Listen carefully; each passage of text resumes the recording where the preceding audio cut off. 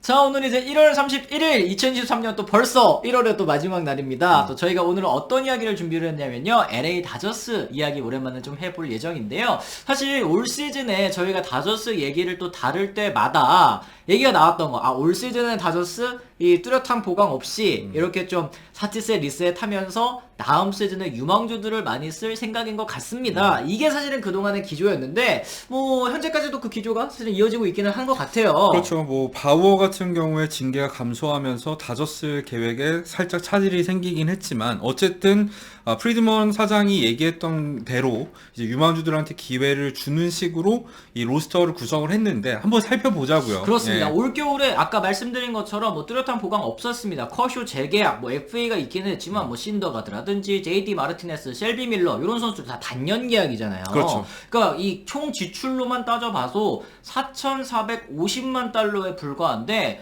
매츠 요번 겨울에 얼마 썼습니까? 5억 달러 썼죠. 네. 그리고 다른 구단들도 정말 수많은 돈을 투자를 했는데 그동안 오프 시즌에서 가장 적극적이었던 팀 다저스가 4,450만 달러. 그 중에서도 커쇼 재계약금을 빼면은 3천만 달러도 안 쓴 거예요. 그렇죠. 이렇게까지 적은 돈을 쓰면서 어쨌든 다저스가 노리는 거. 뭐 내년에 한방 FA 영입도 있겠습니다만 결과적으로 봤을 때는 좀 리툴링을 하면서 한 번쯤 쉬어가는 해를 가지려는 게 아닌가 하는 생각이 듭니다. 그렇죠. 사치세 초기와 뒤에 뭐 다음 FA 나올 오타니에 뭐 올인을 할 계획이다. 뭐 이런 얘기도 있었고. 근데 이게 사실은 이제 바우어 선수의 징계 축소 때문에 사실 좀 무산이 된 상황 아니겠습니까? 이대로 네. 시즌을 치르면 거의 뭐 넘을 것 같은. 근데 사치세 리셋은 못하더라도 사치세를 이번에 적게 씀으로써 돈을 많이 쟁여놓는 건 맞죠. 리셋을 하지 않는다고 하더라도 결국에는 돈을 아끼면은 그래도 오타니 살 돈은 나오지 않을까 뭐 이런 생각을 하는 것 같기도 하고요. 맞습니다. 그리고 아까 말씀드린 것처럼 이제 젊은 선수들을 바탕으로 이제 리툴링을 한번 해보겠다라는 얘기를 해드렸는데 이 어제였습니다. 30일 날 MLB 네트워크 라디오 인터뷰에 이제 프리드먼 사장이 출연을 했습니다. 여기에서 이제 올 시즌 포지션 관련 계획을 밝혔는데요.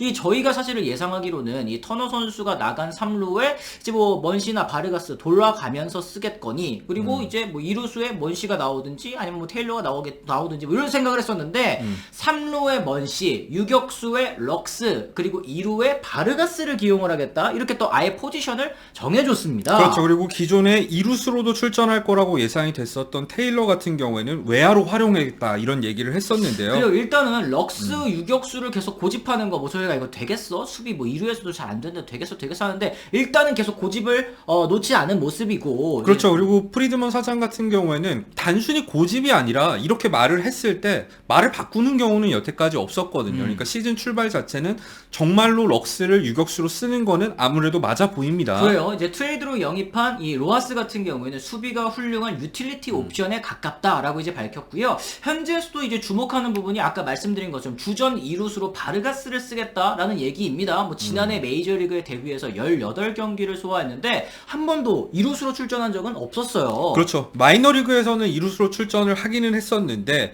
28경기에서 이닝도 200이닝을 간신히 넘는 수비 이닝을 기록했으니까 사실 바르가스는 3루 자원에 가깝다는 평가를 받고 있었는데 이루스로 기용하는 깜짝 정책을 발표를 했습니다. 그래요. 다저스는 야수 최고 유망주의 잠재력을 높게 평가하고 있으며 더 많은 출전 기회를 얻게 될 것이다. MLB 트레이드 루머스에서도 이렇게 평가를 하고 있는데 이 바르가스 선수에 대해서 저희가 좀 더 자세하게 한번 알아보도록 하겠습니다. 일단 바르가스 같은 경우에는 쿠바 출신이고 다저스와 계약금 자체는 30만 달러밖에 되지 않았습니다만 마이너리그 통산 타율이 3할 2푼 3리 그러니까 컨택 부분에 장점이 있다는 거는 뭐 지난해 데뷔를 했을 때부터 중계에서 많이 얘기를 했었던 부분이죠. 그렇죠. 2021년 WA에서 타격왕을 차지를 했고요. 이로 인해서 이제 최현율 선수와 함께 올해 마이너리그 이 타자상을 또 수상했었던 선수이기도 합니다. 지난해 8월에 또 데뷔를 했고 50타수에서 1홈런 8타점 이제 데뷔 시즌이다 보니까 타율은 이제 1할 7푼 OPS 0.455에 그쳤습니다만 아직까지 뭐 신인왕 자격을 유지하고 있어요. 그렇죠.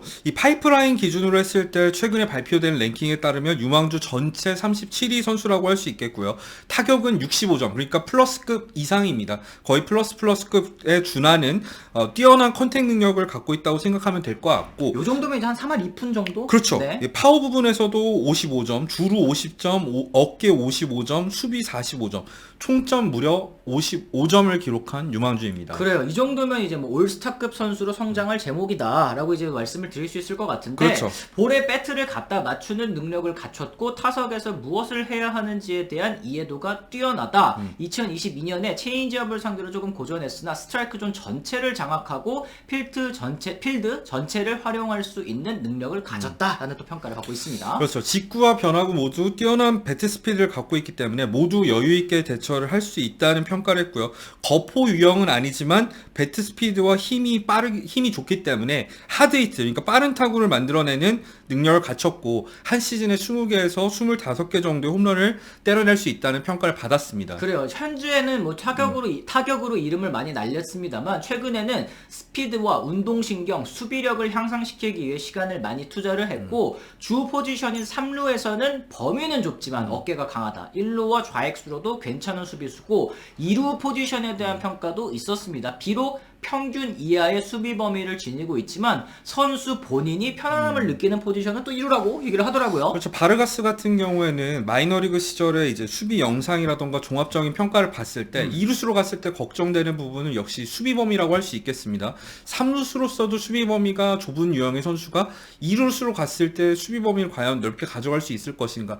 그렇지는 않겠지만 다저스 생각에는 먼시를 2루로 쓰는 것보다는 좀 더 젊고 운동신경이 좋은 바르가스를 2루로 이 주전으로 기용을 하는 게 타격 상상에도 사실 도움이 될 수 있다고 보는 것 같아요. 수비적인 부담을 좀 덜어주는 그런 그렇죠. 개념도 좀 있을 것 같긴 하네요. 일단은 뭐 럭스와 바르가스로 내년 시즌 이제 키스톤 콤비를 또 구상을 하고 있는 다저스인 것 같은데 내년 야수진에 이렇게 보니까 이 키포인트를 가지고 있는 유망주 역시 이루수 이제 바르가스가 될 것 같다라는 생각도 좀 드는 것 같습니다. 그렇죠. 다른 유망주들에 비해서 어쨌든 개막 로스터부터 합류할 가능성이 굉장히 높은 편이기 때문에 바르가스의 성적에 이 시즌 초반에 상당히 주목을 해야 될 것 같습니다. 그리고 팬그래프에서 이 바르가스 선수의 이 스티머 프로젝션, 그러니까 예상 성적이죠. 예상 성적을 내놨는데 126경기에서 16홈런 9도루 59타점 타율이 2할 6푼 5리, OPS 0.777인데요. 이게 지난해도 그렇고 올 시즌에도 이제 투고 타저가 또 유지가 된다고 했을 경우에는 WRC 플러스 이제 조정 지표로 봤을 때는 121이 나옵니다. 이런 리그 평균보다 21% 잘 친다라는 거잖아요. 그렇죠. 일단 이 정도 스탯만 기록을 하더라도 최근에 이제 메이저리그의 투고 타저를 생각했을 때는 괜찮은 스탯이라고 할 수 있겠는데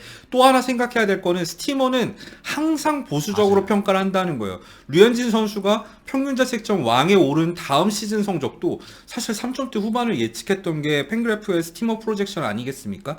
이런 걸 고려했을 때 보수적인 평가로도 이 리그 평균에 비해서 21%잘 친다? 이 정도면 바르가스에 대한 평가가 얼마나 높은지를 알 수 있는 거죠. 그래요. 이제 이 프로젝션 상으로도 신인왕 후보로도 꼽힐 만한 선수가 또 이제 바르가스라고 말씀드릴 수 있을 것 같은데 사실 다저스 타선 입장에서도 이 바르가스가 잘해주는 게 정말 중요합니다. 과거와 비교했을 때 과거에는 사실 진짜 다저스 하위 타선도 이제 무서웠거든요. 그런데 그렇죠. 이제 뭐 럭스, 톰슨, 테일러, 바르가스 지금 팬그래프 상으로는 6, 7, 8, 9번 이렇게 세팅이 되어 있는데요. 무게감이 확실히 좀 떨어지는 것 같아 보이기는 합니다. 뭐 지난 시즌 같은 경우에도 다저스에는 뭐 여러 가지 악재가 있었죠. 벨린저가 기대 이하의 모습을 보인다던가 먼시라던가 터너라던가 뒤늦게 살아나는 거 그런 걸 고려하더라도 이름값이라는 게 있고 기대치라는 게 있는데 확실히 예년에 비해서 다저스의 라인업은 무게감이 많이 지금 떨어지고 있는 상황입니다. 그래요. 이제 그렇다고 하더라도 여전히 뭐 서부지구에서 이 파드리스와 함께 1, 2위를 다툴 수 있는 선두 경쟁을 할 수 있는 그런 팀이기는 하지만 이 젊은 선수들의 성장세가 어느 정도이냐에 따라서 이 포스트 시즌 그 이상을 넘볼 수 있는 팀으로 자리매김할 수 있을 것이냐 이게 아마 또 그 키포인트가 되지 않을까 싶거든요. 그렇죠. 그 중에서도 가장 기대치가 높은 거는 이미 메이저리그에서 어느 정도 성적을 쌓은 선수들이 아니라 바르가스가 될 가능성이 높고요. 그래요. 사실 그동안 이제 다저스 왕조 뭐 거의 뭐 우승을 차지하지는 뭐 한 번밖에 차지하지는 못했지만 그동안 이제 서부지구에서 계속 잘 나가는 팀으로 남을 수 있었던 원동력은 역시 팜 시스템 아니겠습니까? 그렇죠. 이 다저스가 2013년 이후로 계속해서 이제 깜짝 스타도 등장을 했지만